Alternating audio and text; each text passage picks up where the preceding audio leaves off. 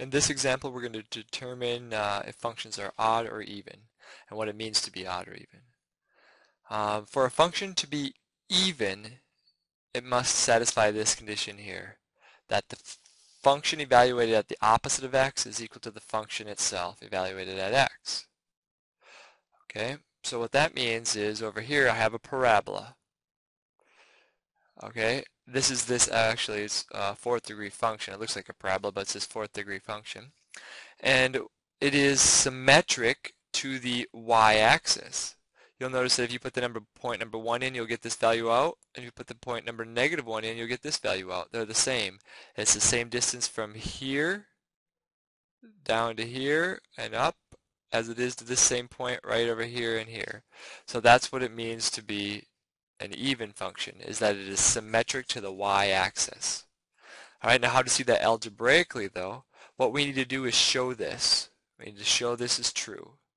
So we take f of x and we evaluated it at x right there. X to the fourth plus 3x squared, that's f evaluated at x. Now I got to show that what is f evaluated at the opposite of x. All right, well, I take the x, replace it with an opposite sign, and put in parentheses to the fourth power.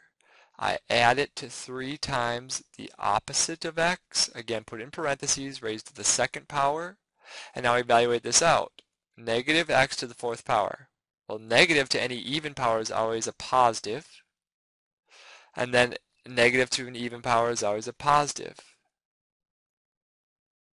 So here we have f of the opposite of x equals x to the fourth plus 3x squared.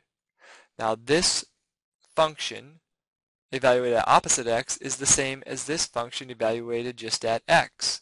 So we see that this is an even function. It satisfies this. It says, is the function evaluated at the opposite of x the same as the one evaluated at just x? Yes, it is. So it is an even function, and it is symmetric to the y-axis. You'll see that the symmetry, it's mirrored over the y-axis. This is flipped over here. This is flipped over here. That's what it means to be even. If we look at an odd example, now for it to be odd, it says the f of the opposite of x has to equal to the opposite of f of x. A little different. I do the same thing though. I take f of the opposite of x, I put it in there, 2 times parenthesis opposite of x raised to the 5th, minus 5 times parenthesis opposite of x raised to the 3rd, plus parenthesis minus x. Alright, negative x to the 5th is a negative 2x to the 5th. A negative cubed is a negative times negative is a positive, 5x cubed. And then we have minus x. So f of the opposite of x is equal to a minus 2x to the 5th plus 5x cubed minus x.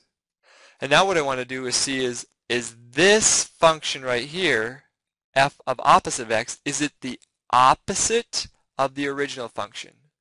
So is it the opposite of this whole thing? So here is the original function. Now the opposite of that function would be just changing the signs, right? So you change the signs, that would be the opposite of the first one, opposite of the second one, opposite of the third one. I just took the opposite. If I made the opposite there, it'd be the opposite of all these. Now is this thing here the same as that down there? Yes, it is. So what it's saying is if you take the f of the opposite of x, you put that in there, you should get the entire function, but it should be the opposite of the entire function that you were given. Now, what does it mean to be odd? It means that it's symmetric to the origin. It means that if you take this guy here and you turn it 180 degrees, things will line up. Meaning this point, turn it 180 degrees, it'll line up to this point. This point will line up to this point. We can see that in this example. If I take the function I had right here, I click it, and I turn it 180 degrees all the way around. Look what happens. It lines exactly back up, right back up. It's the same function.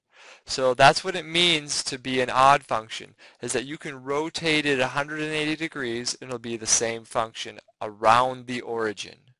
And those functions are odd. And odd functions satisfy this up here.